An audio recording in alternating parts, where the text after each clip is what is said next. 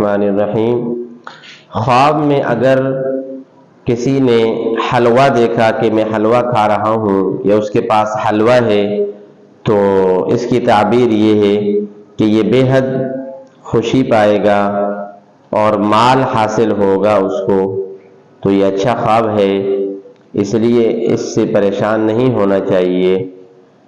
لیکن اگر تھوڑا سا اس سے چینج دیکھا ہے کہ خواب میں دیکھا کہ وہ حلوہ کھاتا ہے بغیر زعفران کے، تو پھر تو یہ صحیح ہے، خوشی اور مال پر یہ دلالت کرتا ہے۔